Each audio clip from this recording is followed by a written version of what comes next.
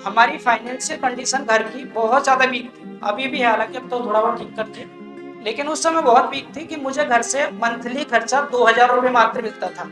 उसमें से 1,800 रुपये में मैस के जमा कर देता था खाने के लिए। और अगर वास्तव में आपको कोई भी दिक्कत है, आप मुझे छोटा भाई समझे चाहे बड़ा भाई समझे, आप एक बार जरूर मुझसे कांटेक्ट कर लेना बच्चे, जो भी मजबूरी में हो, मैं पूरी सपोर्ट पूरा हेल्प करूंगा आपके लिए हर तरह से। समझ पा रहे हैं? चाहे आप रुपए पैसे को, क्योंकि मुझे आपको खुद पर भरोसा हो ना हो, अगर आप डिप्लोमा कर रहे हैं तो मुझे अपने सभी बच्चों पर पूरा विश्वास है कि फ्यूचर में कुछ ना कुछ जरूर कर लेंगे। समझ? सबसे पहले तो मुझे ये बता देंगे बच्चे, इसमें से अभी जैसे मैंने पीछे पूछा था आपसे, फाइनल ईयर के बच्चे कौन कौन है? फाइनल वाले बच्चे, बहुत बढ़िया, ठीक है। और थर्ड सेमेस्टर के बच्चे कौन है? ठीक है, फर्स्ट के भी हैं?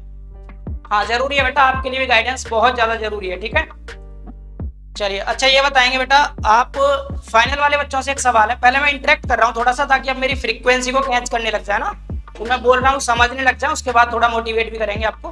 सबसे पहले ये बताएंगे, डिप्लोमा के बाद आगे कौन कौन बच्चे क्या क्या करना चाहते हैं। मैं आपके पास कुछ ऑप्शन रखूंगा, ठीक है, आपको जस्ट हैंड्स अप करना है अपना, ठीक है। सबसे पहली चीज, जो कि सभी ज्यादातर बच्चे सिविल से ही है ना, हाँ, तो सभी के मन में एक ही सवाल चलता है कि हम डिप्लोमा कंप्लीट करने के बाद फ्यूचर में एसएससी जेई की प्रिपरेशन करें, या फिर हम प्राइवेट जॉब की ओर मूव करें, इसके अलावा हम बिजनेस की तरफ जाएं, या हम बीटेक करें, या फिर अप्रेंटिस करें, हमारे लिए कौन सा ऑप्शन सबसे बेस्ट रहता है। सोचते होंगे बहुत सारे बच्चे इनमें से। हाँ, तो सबसे पहले आप बताएंगे कितने बच्चे ऐसे हैं जो जेई की प्रिपरेशन करना चाहते हैं डिप्लोमा के बाद? बहुत बढ़िया, ठीक है। बीटेक वाले जो बीटेक करना चाहते हैं फ्यूचर में, ठीक है। और बच्चे, अच्छा हम बोल लेंगे, इतना आ जाएगी ना, क्लासरूम ही तो है, ठीक है। और ऐसे कितने बच्चे हैं जो प्राइवेट जॉब करना चाहते हैं? हाँ, ठीक है, एक एक करके सभी पॉइंट को रखेंगे। यानी कि आप जेई की तैयारी करने की सोच रहे हैं, तो उससे पहले आपको पता तो होना चाहिए वास्तविकता क्या है जेई के लिए, है ना। एक बार आपको स्ट्रेटेजी मिल जाए, प्रॉपर गाइडेंस मिल जाए, तब उस कदम रखना आगे आप। और ऐसा भी नहीं करना है सिर्फ आपको एक ही चीज के पीछे भागना है, ठीक है। तो बहुत सारे ऑप्शंस आपको देंगे, हर चीज के एडवांटेज बताएंगे, डिसएडवांटेज भी बताएंगे, ठीक है। उसके बाद आप लोग उसी पर वर्क करना फिर, और स्पेशली जिस चीज के लिए सेमिनार है उसकी भी बात करेंगे। और बीच में से कोई बच्चा नहीं जाएगा, ठीक है, अभी ताला लगवा देंगे गेट से, भागेगा कोई नहीं। तो सबसे पहले बच्चों हम बात करेंगे यहाँ पर एनालिसिस फॉर पॉलिटेक्निक, यानी अपॉर्चुनिटी फॉर पॉलिटेक्निक स्टूडेंट्स, कि जो पॉलिटेक्निक वाले बच्चे होते हैं उनके लिए क्या क्या अपॉर्चुनिटीज होती है आपको फ्यूचर में, ठीक है। देखिए, सबसे पहले हम बेटा बात कर लेते हैं, ज्यादातर बच्चे सिविल के हैं ना, तो number of civil engineering students आपके कितने होते हैं? हम लोग क्या करते हैं, अक्सर अभी डिप्लोमा कर रहे हैं, कॉलेज आते हैं, डेली पढ़ते हैं, घर चले जाते हैं, फिर पढ़ते हैं, लेकिन फ्यूचर के बारे में हम सोच ही नहीं पाते, बहुत बार ऐसा होता है। तो अगर आप देखते होंगे बेटा, फाइनल ईयर में हर साल फाइनल ईयर में लगभग कितनी सीट है? 60 सीट होती है ना। तो हर बार मतलब एक कॉलेज से लगभग 60 बच्चे आपके क्वालिफाई होके जाते हैं, किसी भी एक कॉलेज से। और ओवरऑल यूपी में बात करें बच्चे हम, तो लगभग 109 कॉलेज हैं आपके पूरे उत्तर प्रदेश के अंदर। अगर एक कॉलेज से 60 बच्चे क्वालिफाई हो रहे हैं और 109 कॉलेज है आपके पूरे यूपी में, तो ओवरऑल नंबर ऑफ स्टूडेंट्स हो गए केवल सिविल के 6,540, ठीक है। 6,540 बच्चे आपके यूपी से क्वालिफाई होते हैं हर साल।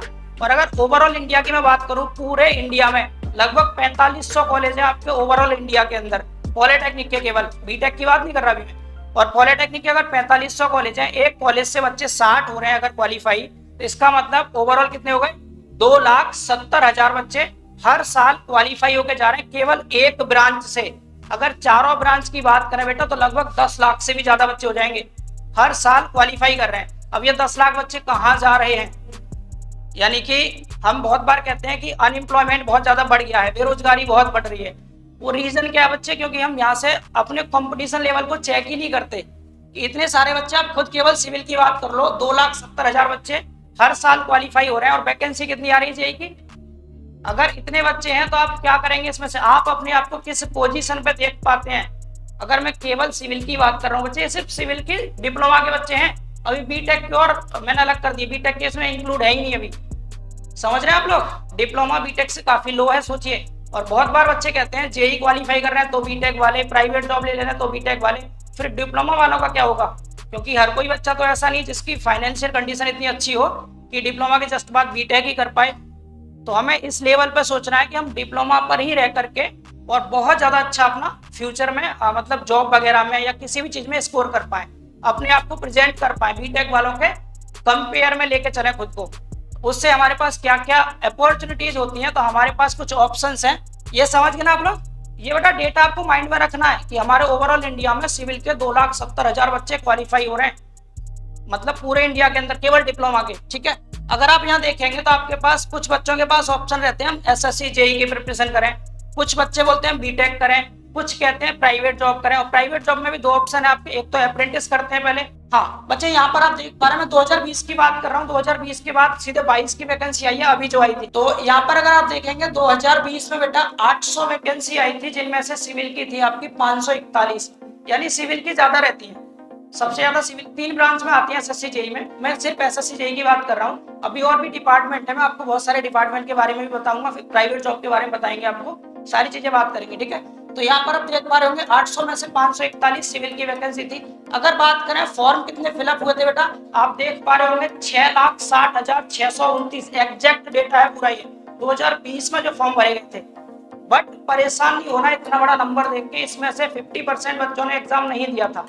और पिछली बार का जो एनालिसिस किया गया 45% बच्चे ही इसमें प्रेजेंट थे, क्योंकि कुछ बच्चे ऐसे होते हैं, जैसे अभी आप बता रहे थे फाइनल ईयर के बच्चे ने फॉर्म अप्लाई किया था, ऐसे बहुत सारे बच्चे होते हैं जो फाइनल ईयर वाले फॉर्म भर देते हैं। अब से 2-3 साल पहले क्या था, एसएससी में अपेयरिंग में बच्चों को लेता था, जो बच्चे फाइनल में हुआ करते थे उनको भी लेता था एसएससी। बट उसने अभी एक क्या कर दिया, डेट फिक्स कर दी, इस डेट तक आपके पास डिप्लोमा होना चाहिए, अदरवाइज आप एग्जाम देते हो क्वालिफाई भी हो जाते हैं, डॉक्यूमेंट्स वेरिफिकेशन से बाहर कर दिए जाएंगे। मैं दिखाता हूँ आपको कैसे बाहर किए गए थे। तो इसमें से बेटा जो पेपर 1 क्वालिफाई किया था, तो केवल 5,711 बच्चों ने क्वालिफाई किया था, मतलब 6,60,000 बच्चों ने फॉर्म भरा, 3 लाख बच्चे एग्जाम देने गए, उसमें से 3 लाख में से मात्र 5,711 बच्चों ने पेपर 1 क्वालिफाई किया था। कितने बच्चे बाहर हुए थे पेपर 1 में से ही।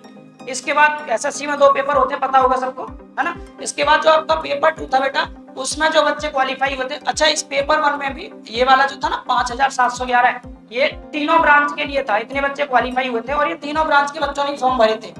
ठीक है, तो इसमें से सिविल वाले बच्चों ने 3,826 3,826 बच्चे सिविल वाले थे जिन्होंने पेपर 1 क्वालिफाई किया था। और वैकेंसी कितनी थी आपके पास, 541 सिविल वालों के पास।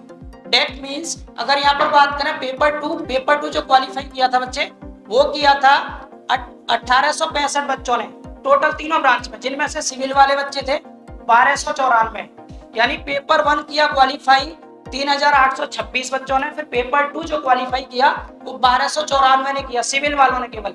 इसके बाद हमारे पास सीट कितनी थी, सिर्फ 800 सीट थी, सिविल की 511, यानी कि आप देख पा रहे हैं 1,865 जो बच्चे टोटल क्वालिफाई हुए थे पेपर 2 में, उसके बाद भी बेटा 1,000 से भी ज्यादा बच्चे बाहर हो गए।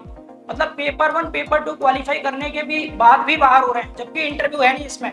रीजन क्या रहा होगा, वही जो मैं बोल रहा था आपसे, डॉक्यूमेंट्स वेरिफिकेशन में कुछ बच्चे ऐसे होंगे जिनके डॉक्यूमेंट्स तैयार ही नहीं थे पहले से, जैसे फाइनल में जो इस समय उपस्थित हैं बच्चे, उन्होंने फॉर्म भर दिया। और कुछ बच्चे होते हैं अभी पढ़ रहे हैं और थोड़ा और अच्छे से तैयारी करते हो, क्वालिफाई कर भी लेते हैं दोनों एग्जाम, उसके बाद डॉक्यूमेंट्स वेरिफिकेशन में बाहर हो जाते हैं। तो उस तरह के कुछ बच्चे थे, टोटल 800 बच्चों को फाइनल ज्वाइनिंग मिली, जिनमें से 541 बच्चे सिविल के थे।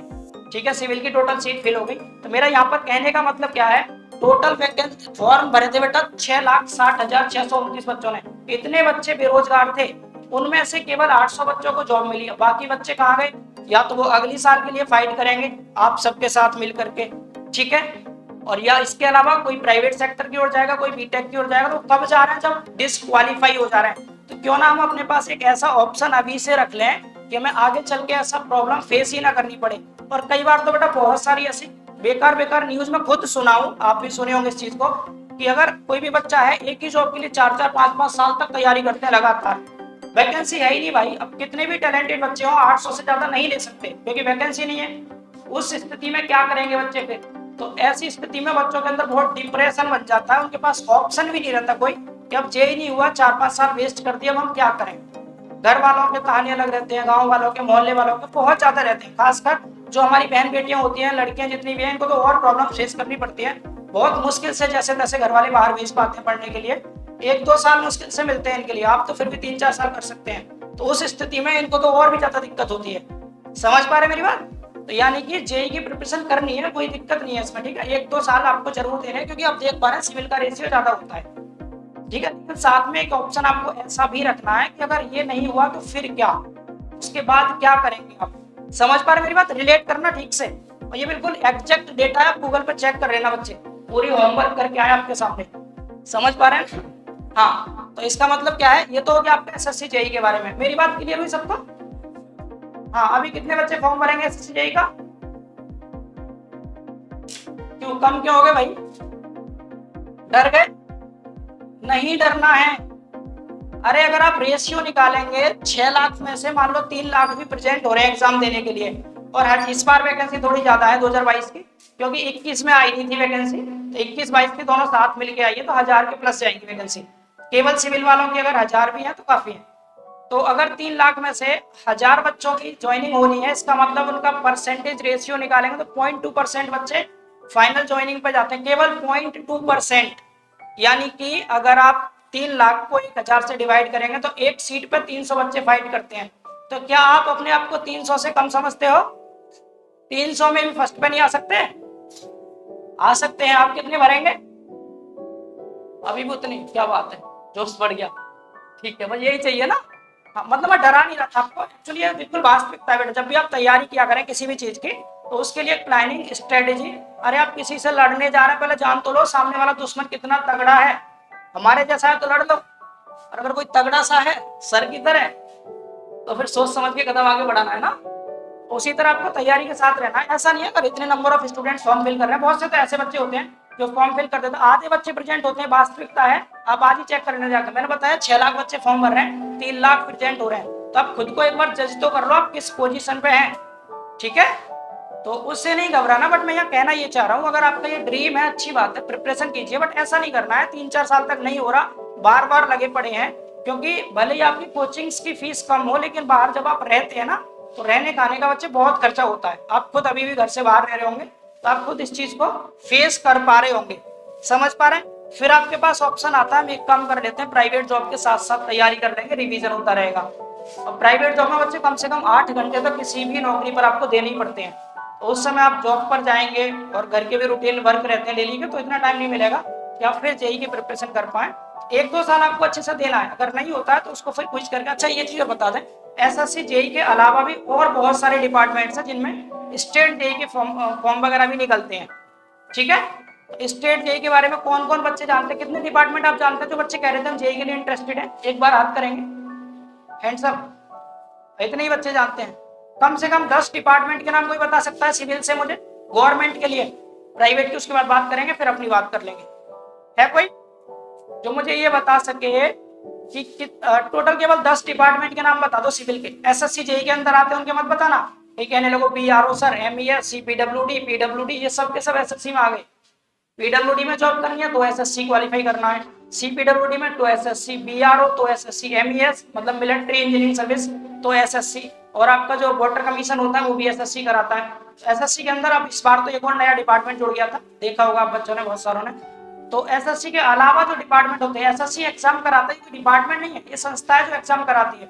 एसएससी का जेई भी होता है, सीजीएल, सीएचएसएल, एमटीएस, बहुत सारे आपने और भी सुने होंगे। तो एसएससी केवल एग्जाम करा रहा है, डिपार्टमेंट उसके अंदर आ रहे हैं, रैंक के हिसाब से आपको डिपार्टमेंट मिलेंगे। इसके अलावा बात कर रहा हूं मैं, कोई बच्चा है जो 10 डिपार्टमेंट बता दे? अच्छा 5 बता सकते हैं क्या? ये स्थिति आप जेई की प्रिपरेशन करेंगे, आपको 5 डिपार्टमेंट के नाम तक पता नहीं है, सिर्फ सुन रखा है जेई बनने के बाद 80,000 सैलरी है और 2 नंबर का लाखों मिलेगा। सैलरी से तो हाथ ही नहीं लगाना है, ठेकेदार को लूटेंगे मिल करके ना, यही है। अरे यार वास्तविकता पता ही नहीं आपको, कम से कम आप। अच्छा प्राइवेट जॉब में जाने की जो बच्चे बोल रहे थे, कोई भी 3 प्राइवेट कंपनियों के नाम बता देंगे? बता सकता है कोई बच्चा? सिविल से रिलेटिव केवल 3 के पूछ रहे हैं, ज्यादा नहीं। ये हालत हो गई है भैया। कब सोचेंगे फ्यूचर के बारे में? कब? डिप्लोमा करने के बाद कि अब क्या करें? बीटेक कर लो फिर भी यही सोचना अब क्या करें। और आप सोचते रह जाएंगे, जिन्हें जॉब लेनी होगी ना, वो 800 बच्चे पहले ही तैयार बैठे होंगे जॉब लेने के लिए। अरे आप तैयारी करने जा रहे हैं तो पहले स्ट्रेटेजी बनाओ, प्लानिंग बनाओ। बिना प्लानिंग के कोई भी काम कभी नहीं किया जाता बच्चे। समझ पा रहे हैं मेरी बात?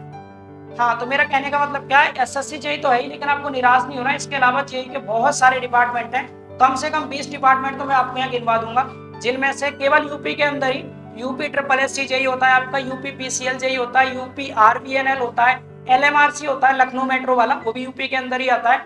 समझ पा रहे हैं मेरी बात? चारों के यूपी के। इसके अलावा अगर दिल्ली में देखेंगे आपका डीडीए का एग्जाम होता है, डीआरडीओ आपका, वो तो खैर अलग लेवल पे है, सेंट्रल का है। डीआरडीओ भी होता है सिविल का जेई के लिए, डीएफसीसीआईएल भी होता है आपका जेई के लिए, और भी बहुत डिपार्टमेंट है, एनएचपीसी में आती है आपकी जेई के लिए वैकेंसीज। मेरी बात सभी को समझ आ रही है बच्चे? तो ये बहुत सारे डिपार्टमेंट्स है, सबकी अपनी वेबसाइट्स होती हैं, हालांकि वो मैं आपको इन्फॉर्म करता रहूंगा, आप लोग बहुत सारे जुड़े होंगे मेरे साथ ऑनलाइन भी, तो वो सब बताते रहेंगे आपको फ्यूचर में। अब आते हैं अपनी बात पर, ठीक है।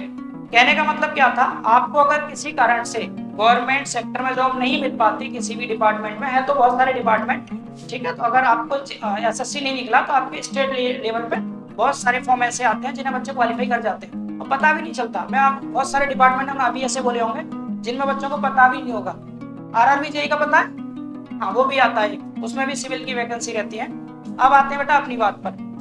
तो अगर आपका इसमें से किसी में भी क्वालिफाई नहीं होता है, फिर आप कहते हैं हमें जाना है प्राइवेट सेक्टर की ओर, क्योंकि ऑब्वियस सी बात है, पढ़ लिख के बेरोजगार तो बैठेंगे नहीं, ना ही मजदूरी कर सकते हम। तो अब आपके पास प्राइवेट का ऑप्शन बचता है, और प्राइवेट कंपनियां आजकल बेटा बहुत ज्यादा स्मार्ट हो चुकी हैं। उन्हें फ्रेशर बच्चे चाहिए, लेकिन इस तरह के फ्रेशर चाहिए जिनको थोड़ा स्किल भी आती हो। समझ रहे मेरी बात? और स्किल्स आपको कौन प्रोवाइड कराएगा? CAD studio. किस तरह की स्किल्स? अगर आपकी कॉलेज में भी अगर ठीक ठाक लेवल की कंपनी आती है बेटा, तो 3-4 चीजें आपसे पूछेंगी कि आपको एस्टिमेटिंग आती है, प्लानिंग आती है, मैपिंग आता है, सर्वेइंग आती है, ये 3-4 चीजें आपको आनी चाहिए। समझ पा रहे हैं? और अगर कुछ भी नहीं आता तो सिर्फ इतना पूछेंगे, मैपिंग मतलब मैप वगैरह तो आपको रीड करना या बनाना आता है? मैप आपको कागज पेपर पे नहीं बनाना, आजकल डिजिटल इंडिया है, सब स्मार्ट हो गया, सब कुछ किस पे करना है आपको? कंप्यूटर पे। समझ पा रहे हैं मेरी बात? तो कंप्यूटर पर जो हम डिजाइनिंग करते हैं उसको कहते हैं कंप्यूटर एडेड डिजाइन, यानी कैड। और ज्यादातर कंपनियों में अगर आप जॉब के लिए जाते हैं, अब तो बहुत अच्छा हो गया है, आजकल तो वर्क फ्रॉम होम चल रहा है, यानी घर बैठे आप जॉब कर सकते हैं। घर बैठे जॉब कैसे कर सकते हैं? अगर आपको कैड आता है, मेरे पास बहुत सारे ऐसे बच्चे हैं जो अभी भी वर्क फ्रॉम होम कर रहे हैं और अपनी तैयारी भी थोड़ा बहुत करते रहते हैं साथ साथ। तो उनसे सिर्फ कंपनी की एक ही रिक्वायरमेंट रहती है कि आपको कैड आता है या नहीं। सिविल और मैकेनिकल में बहुत ज्यादा कंपलसरी हो गया ये आजकल। अगर आप भी किसी से कहेंगे ना, तो सबसे पहले यही कहेंगे कि प्राइवेट जॉब में जा रहे हैं तो कैड जरूर आना चाहिए आपको, वरना आप में और जो बच्चे 10th 12th करके जा रहे हैं उनमें बहुत बड़ा अंतर नहीं रहेगा। जाते ही आपको डायरेक्ट बेटा कोई साइट इंजीनियर नहीं बना देगा। आपसे बड़े भी बीटेक वाले बैठे हुए हैं अभी, जो कि डायरेक्ट साइट इंजीनियर की पोस्ट पर जा सकते हैं।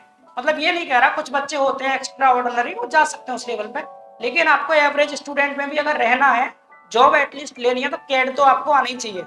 समझ पा रहे हैं? तो हम कैड के रिगार्डिंग ही आपको यहाँ पर बुलाए हैं, आपको बहुत सारी बातें बताएंगे कि कैड आपके लिए किस तरह से यूजफुल है। अगर आप सिविल और मैकेनिकल इंजीनियरिंग से बिलोंग करते हैं, तो आपके इनके जो सॉफ्टवेयर यूज होते हैं सिविल के, अभी तक हमने सिर्फ, मैं खुद बता रहा हूँ बी ऑनेस्ट, मैंने सिर्फ डिप्लोमा टाइम तक ये। अच्छा एक चीज और बता दें, आप सब जहाँ बैठे हैं ना, अब से लगभग 5-6 साल पहले हम भी वहीं थे, आपके कॉलेज से भी मैं पढ़ा हूँ बेटा। डिप्लोमा जब किया था तो आपके कॉलेज से ही किया था, 2015 में एडमिशन लिया था। और हॉस्टल की लाइफ भी थोड़ा शेयर करेंगे, हॉस्टल में भी मैं रहा था इसी में। आपके आपके टीचर्स भी, पुराना स्टाफ जो थे सब जानते थे हमें, अभी शायद 1-2 मैम बची हैं जो जानती हैं, जिनमें वनिता मैम तो शायद अभी आई हैं आपकी, सीमा मैम जानती हैं, खुशबू मैम आई थिंक अब नहीं है यहाँ, जा चुकी है ना? है कौन सी मैम? मवाना में? अच्छा हाँ, ये सब टीचर जानते थे। पुराने जो पीके तिवारी सर थे, प्रमोद कुमार तिवारी, वो भी रिटायर हो गए, लोकेश सर ट्रांसफर हो गए, करमवीर सर अब रहे नहीं पुराने स्टाफ वाले, तो तब हम यही थे आपकी जगह पर उस समय, ठीक है। लेकिन हमने साथ साथ खुद को एनालाइज किया कि हमारा इंटरेस्ट किस चीज में है, क्योंकि जिसमें आपका इंटरेस्ट है उस पर तो काम करना ही करना आपको जरूर बेटा, इंटरेस्ट को कभी नहीं छोड़ना आपने। समझने मेरी बातों को, ठीक है। तो मैं कह ये रहा था यहाँ पर आपसे कि अगर कोई भी प्राइवेट कंपनी आती है तो उसकी सबसे बड़ी रिक्वायरमेंट इस समय हो गई है कैड, कि आपको कैड आना चाहिए। कितने बच्चे कैड के बारे में जानते हैं? कितने बच्चे ऐसे कैड के बारे में जानते हैं? 2 बच्चे हैं। क्या नाम है आपका? आकाश कुमार। अच्छा आप हमें जानते हैं, मैं मिला हूं शायद आपसे पहले ना। अच्छा क्या जानते हैं कैड के बारे में? सॉफ्टवेयर एक, हाँ अच्छा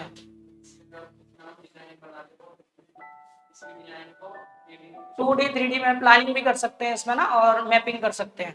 वेरी गुड, क्लैपिंग करेंगे इनके लिए, बैठ जाइए, बहुत बढ़िया, ठीक है। तो जैसा कि इन्होंने बताया कि हम क्या करते हैं, उसमें डिजाइनिंग करते हैं, मतलब बिल्डिंग्स डिजाइन कर सकते हैं आप उसमें 2D 3D में, ठीक है। और हम जो ड्राइंग शीट पे बनाते हैं अभी तक बेटा, वो सिर्फ बनाते हैं 2D, यानी प्लान बनाते हैं, एलिवेशन सेक्शन, तो अब वो नहीं चल रहा आजकल।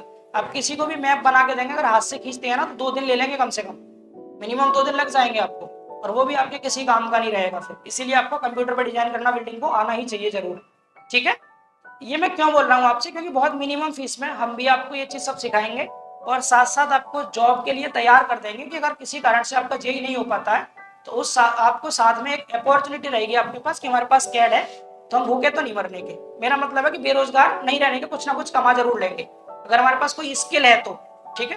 तो मेरा यहाँ पर कहने का मतलब क्या है बच्चों, आपको कॉम्पिटेटिव एग्जाम तो है ही आपके सरकारी नौकरी के लिए, साथ साथ कैड भी एक ऐसी चीज है जो आपके लाइफ के लिए बहुत ज्यादा जरूरी है एज ए इंजीनियर। अगर आपको डिजाइनिंग फील्ड में जाना है तो, और जाना ही है ऑब्वियस सी बात है, तो आपको नॉलेज के लिए, हालांकि ये तो सर ने बताया ही मोटा मोटा, जो पहली बार सुनते नहीं याद रहता, सब कुछ ऊपर से जाता है, क्योंकि सर ने बहुत सारी चीजें बता दी, इतनी सारी चीजें बता दी कि कैड में जो होता है ना सिलेबस में पूरा ओवरव्यू यहाँ दे दिया, तो उतना कैप्चर नहीं कर सकते, माइंड की भी एक कैपेसिटी होती है ना, तो इसीलिए थोड़ा बहुत बोर हो रहे होंगे, समझ सकता हूँ उस चीज को, ठीक है। तो इसीलिए मुझे आना पड़ा आपके सामने, थोड़ा सा मुस्कुराहट आ जाएगी चेहरे पे, है ना।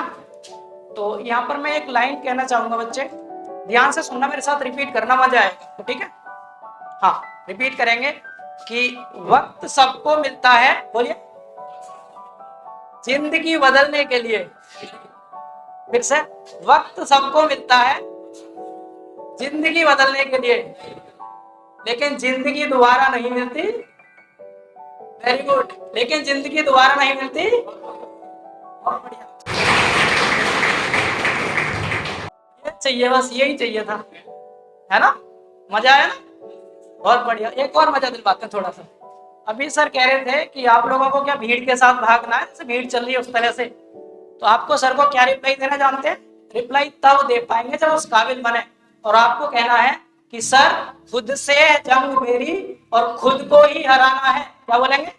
खुद से है जंग मेरी और खुद को ही हराना है, मैं भीड़ नहीं हूं इस दुनिया की, मेरे अंदर खुद एक जमाना है। यही मोटिवेशन रखना है आपको। और देखिए, इंसान से बढ़ के कोई भी चीज नहीं होती बेटा। अगर मैं बहुत सारे बच्चों को देख रहा हूँ, मुझसे अगर एज की बात करें, आप 2-4 साल ऊपर नीचे होंगे, ठीक है। अगर मैं आपके सामने यहाँ आ सकता हूँ, तो आप किसी के सामने कहीं भी जा सकते हैं। मेरी बात समझ पा रहे हैं? और मैं बिल्कुल आपके लेवल पे छोटी सी स्टोरी शेयर करूंगा, तो शायद आप उसको रिलेट कर पाएंगे। और बिल्कुल मेरी रियल स्टोरी है ये, अभी तक मैंने कभी यूट्यूब पर भी नहीं बोला इस चीज को, ठीक है। क्योंकि मैं ज्यादातर बच्चों को देखता हूँ, लगभग जो पॉलिटेक्निक करने बच्चे आते हैं वो मिडिल क्लास फैमिली से ही रहते हैं, मोस्ट ऑफ द स्टूडेंट्स। आप में से बहुत सारे बच्चे होंगे, और मैं भी आपको अपने एंड से बता रहा हूँ, सपोर्ट करूंगा पूरी तरह जेई के बैच के लिए भी फ्यूचर में। तो मैं यहाँ पर छोटी सी स्टोरी ये शेयर करना चाह रहा था कि मैं भी आपकी तरह 2015 में यहाँ एडमिशन लिया था, तो उस समय हॉस्टल में रहा करता था फर्स्ट ईयर में, ठीक है। 10 मिनट लगेंगे आपको, ध्यान से सुनना मेरी बात, ठीक है, आप शायद रिलेट कर पाए और थोड़ा आपको ना एक मोटिवेशन, इंस्पिरेशन मिलेगी एक तरह से। तो जब हम हॉस्टल में रहते थे उस समय मेस में जो खाने की फीस लगती थी 1800 रुपए लगती थी, अभी तो शायद 2400 या ज्यादा करती होगी, 2600, बताइए कितना मुश्किल हो गया। और शायद किराया कुछ नहीं लगता, रेंट वेंट नहीं लगता ना। हाँ, तो हमारी फाइनेंशियल कंडीशन घर की बहुत ज्यादा वीक थी, अभी भी है हालांकि, अब तो थोड़ा बहुत ठीक करती है, लेकिन उस समय बहुत वीक थी कि मुझे घर से मंथली खर्चा 2000 रुपए मात्र मिलता था। उसमें से 1800 रुपए में मैस के जमा कर देता था खाने के लिए, अब मात्र 200 रुपए मेरे पास बचते थे। बिल्कुल रियल बता रहे बच्चे, कसम से, ध्यान से सुनना। उन 200 रुपए में जितना भी खर्चा ऊपर का होता है, जिसमें आपको छोटी मोटी पेन लेनी होती है, कॉपी भी ले लिया आपने, या टूथपेस्ट, ब्रश, साबुन, सरफ जो भी आता है, 200 में मैनेज करना होता था। अब जो बच्चे साथ के फ्रेंड्स रहते हैं, तो हम घूमने जाते हैं थोड़ा बहुत बाहर शाम को, तो होता है ना बाहर जाके फास्ट फूड वगैरह का भी खा लेते हैं थोड़ा बहुत। तो स्थिति ये थी कि मैं एक दिन चला गया, दोस्तों ने खिला दिया, चलो। अब कई बार ऐसा होता है ना, बार बार फ्रेंड्स ही खिलाते हैं, खुद को थोड़ा सा गिल्टी फील होने लगता है कि हम भी थोड़ा खिलाए दोस्तों को, तो कुछ ना कुछ बहाने लेकर मुझे रुकना पड़ता था रूम पर कि मैं नहीं जा सकता, क्योंकि पैसे तो होते नहीं थे, बहुत दिक्कतें आती थी उस समय। तो उस समय इतनी प्रॉब्लम चलने के साथ फिर मैंने सोचा ऐसे तो बहुत दिक्कत हो जाएगी मेरे लिए। तब मैंने 2015 में ही एक सेमेस्टर हॉस्टल में रह के काटा। उसके जस्ट बाद ही टीचर पढ़ाते थे कोचिंग में ऑफलाइन, और वो बीटेक कर रहे थे उस समय, तो उन्हें मैथ नहीं आता था बच्चों, और मैथ हमारा काफी स्ट्रॉन्ग था। एनडीए क्वालीफाई भी हूँ मैं 2015 का, आप में से बहुत बच्चे जानते होंगे। इंटरव्यू में बाहर हुए थे चौथे से, रिटेन निकाल दिया था, तो उस समय मैथ बहुत अच्छे से आता था। तो 6 महीने बाद ही हमने मैथ स्टार्ट कर दिया था पढ़ाना, उनके सेंटर पर जाके, उस समय पूरी किताब के 800 रुपए लगते थे सिर्फ कंप्लीट कराने के, तो उसमें से भी 400 रुपए जिनके यहाँ पढ़ाता था मैं उनको देता था, बाकी जो 400 रुपए बचते अपने पास रखता था खर्चे के, एक बच्चे से लेते थे तो 5-6 बच्चे मिल जाते थे, तो उसमें भी बहुत खुश था मैं कि चलो मेरे घर से जितना आ रहा ठीक है, ऊपर का खर्चा मैं निकाल पा रहा हूँ, वो भी मैनेज करता था। और नेक्स्ट मंथ अगर इकट्ठे हो जाते पैसे, बोलता आज इस मंथ मत भेजना, मेरा हो जाएगा, मैं कर लूंगा जैसे तैसे। समझ रहे मेरी बात क्या बोल रहा हूँ मैं? जो बच्चे वीक फैमिली से बिलोंग करते हैं उनके लिए बता रहा हूँ मैं कि आप खुद को बहुत ज्यादा ऐसा ना समझे हमारे पास पैसे की तो हम कुछ कर नहीं सकते। और मैं भी यहाँ सबके सामने अनाउंसमेंट करके जाऊंगा, जेई में आपको इतना कुछ फ्री करूंगा, बहुत कुछ, जो बच्चे वास्तव में फाइनेंशियल कंडीशन की वीक है। समझ पा रहे हैं? अभी बताऊंगा जस्ट आपको। तो उस समय स्थिति ये थी, उसके बाद भी मैं छोटे छोटे बच्चों को होम ट्यूशन देने लग गया। जैसे आप में से बहुत बच्चे परेशान होते हैं कि हमारे पास पैसा नहीं है, क्या करें, बट अब बहुत जरूरत है मार्केट में लोगों को आपकी, आपके टैलेंट की। कई बार होता है प्लेटफॉर्म ही नहीं मिल पाता टैलेंट अपना दिखाने के लिए, तो आप छोटे छोटे बच्चे पकड़ के पढ़ाने शुरू कर दिया करें, उसका आपका एक्सपीरियंस बढ़ेगा। जिनके पास दिक्कत है पैसे की उनको बता रहे हैं, तो उससे क्या रहेगा ना, कई बार क्या होता है इंसान की मजबूरियां उनकी सबसे बड़ी ताकत बन जाती है। बच्चे समझ रहे क्या बोल रहा हूं मैं, कि इंसान की मजबूरी कभी कभी उसकी बहुत बड़ी ताकत बन जाती है। और वहीं से 2015 में वो स्टार्ट किया और आज 2022 तक इस लेवल पे है कि हमारे यूट्यूब पर भी 50,000 मेंबर्स कंप्लीट होने वाले हैं। समझ पा रहे हैं मेरी बात? मेरा कहने का मतलब बच्चे यहाँ पर ये था कि होम ट्यूशन जब मैं देने जाता था, मुझे स्टार्टिंग में चमकल चौराहा देखा है आपने, वहां मिला था। तो मैं यहाँ से रहना स्टार्ट आवास के पास में किया था उसी समय, हालांकि तब तो हॉस्टल में था फर्स्ट ईयर में। तो यहाँ से चक्कर चौराहे तक पैदल जाया करता था होम ट्यूशन देने, सिर्फ 2 बच्चों को बात, 500 रुपए एक बच्चे से मिलते थे, 1000 रुपए के लिए पैदल जाना पैदल आना, अपनी पढ़ाई भी मैनेज करनी। हॉस्टल में रहते थे तो वो भी कि लेट ना हो कहीं आगे पीछे। कई बार आपकी सीमा में ना, जब हम सेकंड ईयर में थे तब आई थी, ज्वाइनिंग हुई थी उनकी, तो कई बार उन्होंने वापस कर दिया था मुझे कॉलेज लेट आते हुए। 10 बजे के बाद आता था, कहती गेट आउट, अब लेट हो गए उस समय। अब तो खैर समझने लगी सब चीज। तो मैं फिर उन्हें एक बार बताया था, मैं मेरी मजबूरी है थोड़ी सी, मुझे ट्यूशन पढ़ा करके 10 बजे तब आना होता है, तो मैं लेट हो ही जाता हूँ, अदरवाइज मुझे क्लास छोड़नी पड़ेगी।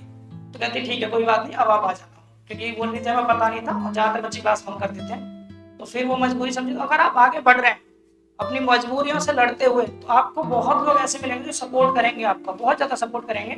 और अगर वास्तव में आपको कोई भी दिक्कत है, आप मुझे छोटा भाई समझे चाहे बड़ा भाई समझे, आप एक बार जरूर मुझसे कांटेक्ट कर लेना बच्चे, जो भी मजबूरी में हो, मैं पूरी सपोर्ट पूरा हेल्प करूंगा आपके लिए हर तरह से।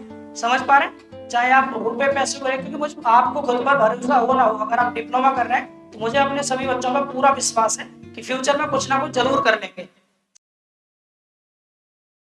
समझ पा रहे हैं? 2-3 ऑप्शन तो आपको अभी बता दिए सर ने। एक तो जेई की प्रिपरेशन मैं खुद कराऊंगा आपको बहुत मिनिमम फीस के साथ में अगर वो भी नहीं हो पाता तो कैड हम सीखेंगे, सर बताएंगे आपको। और मैं बता रहा हूँ फिर भी एक तो टोकन आपको सर प्रोवाइड करेंगे। अभी अगर किसी को भी ज्यादा दिक्कत है ना रुपए पैसे की, तो मुझसे कहते हैं ना, हम सर को आपका रजिस्ट्रेशन करा देंगे, उसके बाद आप ज्वाइन कर लेना जब भी आपके पास पैसे हो पाते हैं। ठीक है? लेकिन अगर, क्योंकि कैट को बहुत अधिक समय नहीं देना, आप एटलीस्ट अभी अपने लेवल पर 2D 3D भी आप सीख ले रहे हैं, बहुत बड़ी चीज है। आगे मत बढ़िए कोई बात नहीं, समझ रहे हैं? 2-3 सॉफ्टवेयर में आप 2D सीख लीजिए, 3D सीख लीजिए, रैबिट तक जा रहे हैं, रैबिट सीख लीजिए अभी स्टार्टिंग में। धीरे धीरे आपको इंपोर्टेंस समझ आने लगेगी, फाइनेंशियल आप स्ट्रांग हो जाएंगे, फिर सीखते रहिएगा साथ साथ। लेकिन कहने का मतलब क्या बच्चे, अगर आप सीख भी रहे हैं 2D 3D भी, तो ऐसे टीचर से सीखें जिनको आगे की भी नॉलेज हो। कई बार मैं डिप्लोमा के बच्चों को पढ़ाता हूँ, साथ में जेई के बारे में बताता रहता हूँ, क्योंकि मुझे पता है जेई के लिए। तो ऐसे सर जब आपको 2D 3D भी सिखाएंगे तो इंपोर्टेंस रैबिट की, अदर सॉफ्टवेयर्स की बताते रहेंगे। समझ पा रहे हैं मेरी बात? हाँ। और काफी एक्सपीरियंस है सर को, और सबसे पुराना सेंटर कैड स्टूडियो ही है। और अभी सर के साथ मैं कुछ ही दिन से जुड़ा हूँ, तब से मैंने सर से कहा भी कि सर सेमिनार के लिए चलते हैं, पर इसमें बच्चों के साथ इंटरेक्ट करेंगे, इससे थोड़ा सा, क्योंकि कई बार होता है हमें अच्छे प्लेटफॉर्म मिल ही नहीं पाते। अभी भी बच्चे यूट्यूब पर कोई वीडियो सर्च करते कहते सर हमें पता ही नहीं था आप पढ़ाते हो और अच्छा समझ में आता है, और हम आपसे पहले जुड़ नहीं पाए। तो ऐसे हो सकता है कैड स्टूडियो के बारे में बहुत बच्चे नहीं जानते हो, तो एटलीस्ट आपको डेमो के लिए 1-2 दिन के लिए जरूर आना है सर के पास मिलने। ठीक है? उसके बाद भी कॉन्टेक्ट नंबर हमारा होगा आपके पास, नहीं है तो अभी दे देंगे। ठीक है? सबके लिए कोई भी कैसी भी हेल्प चाहिए आपको पढ़ाई के रिगार्डिंग, चाहे आप कैड के लिए बात करें, चाहे जेई प्रिपरेशन के लिए, बुक्स के लिए, नोट्स के लिए, जो भी आपको दिक्कत परेशानी आप शेयर करेंगे मुझसे, क्योंकि जिस दौर में आप बैठ गए ना बेटा, उससे हम गुजरे हैं। समझ पा रहे हैं? ये दौर बड़ा भयंकर होता है। तो मैं सबसे बड़ा आपसे एक बात कहना चाहूंगा, बहुत बच्चे कहते हैं सर मोटिवेट नहीं हो पा रहे, मोटिवेशन नहीं मिल रहा हमें। तो मोटिवेशन हमें क्यों नहीं मिल पाता? क्योंकि हम उस लेवल पर सोचते नहीं है। अगर आपको पॉजिटिव मोटिवेशन चाहिए तो just think about your parents, कि आपके माता पिता किस तरह मेहनत करके आपको यहाँ तक लाए हैं। कभी सोचा है कितनी मेहनत करने के बाद वो पैसे कमा के हमें जमा करते हैं, तब जाके हम खर्च करते हैं। बहुत बच्चे ऐसे उड़ा लेते हैं पैसे, एक बार भी नहीं सोचते कि कहाँ से कैसे कैसे कमा रहे होंगे वो। क्योंकि रियलाइज करना आपको एहसास हो जाएगा कि अगर आपको कोई चीज की जरूरत हो, नहीं भी हो पैसे तो उधार लेके देते हैं। ये वास्तविकता है, मैं खुद फेस किया हूँ बच्चे इस चीज को। समझ पा रहे, उनकी मजबूरी को समझे, साथ जितना हो सके अपने पैसे को सेव करना सीखें। हम इंजीनियर से हर सिचुएशन में ढल सकते हैं। कौन है हम इंजीनियर से हर सिचुएशन में ढल सकते हैं। समझ पा रहे हैं ना। अगर आप अब हर एक सिचुएशन से फाइट करते हुए आगे बढ़ रहे हैं बेटा, तो आप दूसरे की फीलिंग्स भी समझेंगे, एक अच्छे इंजीनियर बन पाएंगे। समझ पा रहे, पैसा सब कुछ नहीं होता है, पैसे से बड़ी चीज दूसरी होती है बेटा, इंसानियत। समझ पा रहे हैं ना, जो आपके अंदर होनी ही चाहिए। दूसरों के लिए फीलिंग्स भी हो, ऐसा नहीं सब मैं हूं, मैं गलत चीज है। हम साथ में लेकर चलना किसको, हमको, कि हम सब एक साथ है, यूनिटी। समझ पा रहे हैं ना, सबका साथ सबका विकास मोदी जी का कॉन्सेप्ट है। हालांकि हम राजनीति की तरफ नहीं जाते और ना ही बोलेंगे उस बारे में कुछ भी।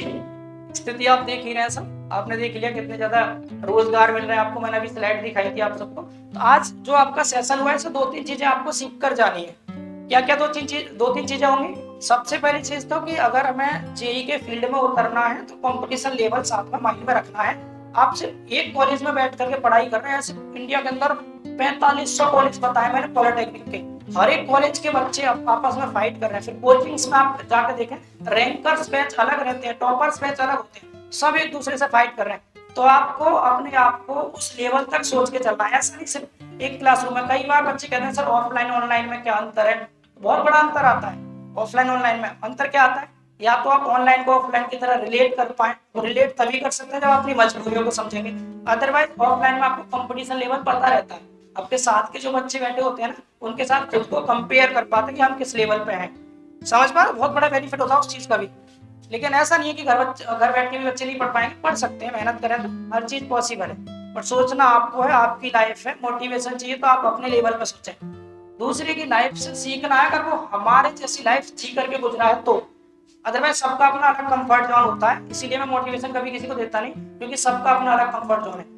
कोई किसी फैमिली से बिलोंग करता है, किसी की कुछ मजबूरी है, कोई रात में पढ़ना पसंद करता है, कोई दिन में पढ़ना पसंद करता है। तो आपका अपना अलग कंफर्ट जोन है। एक और साथ में सुना दे को, एक और सुना देते हैं, चलिए ठीक है। मंजिलें इंसान के हौसले आजमाने से मतलब है कि आपके अंदर कितना दम है। मैंने कंपटीशन लेवल दिखाया, 3 लाख बच्चे पेपर दे रहे हैं, केवल 800-1000 बच्चे सेलेक्ट हो रहे हैं, तो ये आपका हौसला ही तो आजमा रहा है, कितना दम है आपके अंदर। सर ने बोला भी था, सर ने आपको मोटिवेट किया, डिमोटिवेट, कुछ समझ नहीं आया। मेरा कहने का मतलब क्या था बेटा, डिमोटिवेशन से ही मोटिवेशन मिलता है।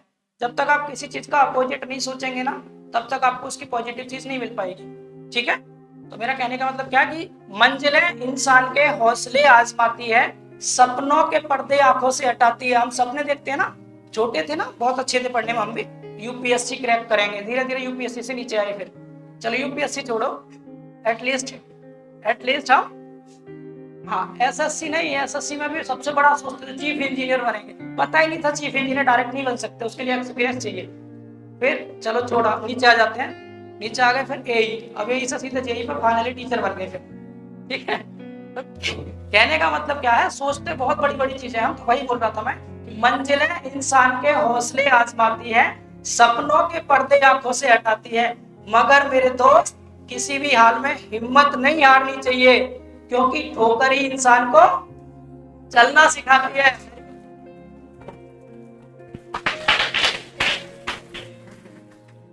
आपको साथ साथ पॉजिटिव ही रहना है और सोचते रहना अपने बारे में। और ऐसा बिल्कुल नहीं सोचना कि जो टॉपर बच्चे हैं वही आगे बढ़ सकते हैं, जो बैक बेंचर्स होते हैं अच्छी अच्छी पोस्ट पर जाते हैं। अभी बीच में एक पब्लिकेशन बहुत उठा है, ऊपर इंस्टीट्यूट सुना, फिजिक्स वाला ड्रॉपर है वो, उन्होंने बीटेक छोड़ दिया था, पता ना, केवल 12th पास ही माने जाते हैं, और इंडिया के अंदर यूनिकॉर्न कंपनी खड़ी कर दी टीचिंग के लेवल में।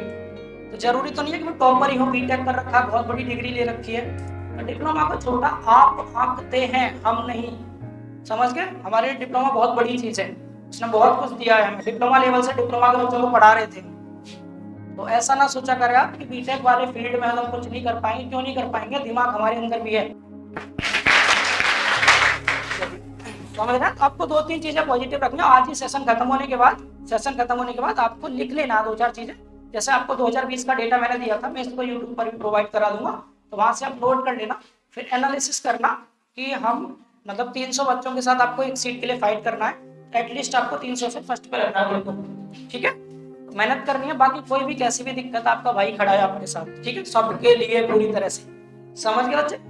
हाँ, कोई भी दिक्कत नहीं लेनी है आपको। जेई बनने का सपना है, 1 साल में नहीं 2 साल में पूरा होगा। कहना भी ये चाह रहा था कि आप कैट साथ साथ इसीलिए सीखना है कि कई बार होता है ना कि क्योंकि जब वैकेंसी नहीं है बच्चे तो सबको तो मिल नहीं पाएगी, इसीलिए थोड़ा सा मेहनत करनी है, साथ में आपको ऑप्शन रखना है कि ये नहीं हुआ तो कुछ ना कुछ हमारे पास है। क्योंकि आप कुछ नहीं करेंगे, केवल डिप्लोमा करके 2 साल तैयारी की, उसके बाद जॉब के लिए आप अप्लाई कर रहे हैं, तो थोड़ा कंपनियां भी, सर ने सही बात बोली थी कि आप 2 साल तक सब कुछ भूल चुके हैं, अब आप हमारे काम के नहीं बचे। बल्कि उन्हें नहीं पता आपने तैयारी इतनी ज्यादा की है कि काम के हैं, और उतने काम के हैं कि वैकेंसी अगर ज्यादा आ जाए तो हम सब बहुत ऊंची पोस्ट पे होंगे। समझ पा रहे हैं? बट कंपनी को नहीं समझा सकते जब तक आपके पास कोई सर्टिफिकेट ना हो, कोई भी प्रूफ ना हो कि हमने ये कर रखा है, हमारे पास स्किल भी है। समझ रहे हैं? तो वही स्किल आपको गेन करनी है, बहुत मिनिमम फीस में सर आपको करा देंगे। जो बच्चे, मैंने स्टार्टिंग में बोला था, जो बच्चे यहाँ आए हैं उनको बेनिफिट जरूर मिलेगा, सर के एंड से भी, हमारे एंड से। अब दो आपको डिपार्टमेंट, एक डिपार्टमेंट नहीं कह सकते, संस्था, ठीक है, दो संस्था एक साथ काम कर रही है ना मिलके। डिजाइनिंग वाले भी प्रैक्टिकली आपको डिजाइन सिखाएंगे, सॉफ्टवेयर वगैरह, साथ में थ्योरी के लिए हम जिंदाबाद हैं आपके साथ। दिक्कत क्या है, सब कुछ अपना है ना।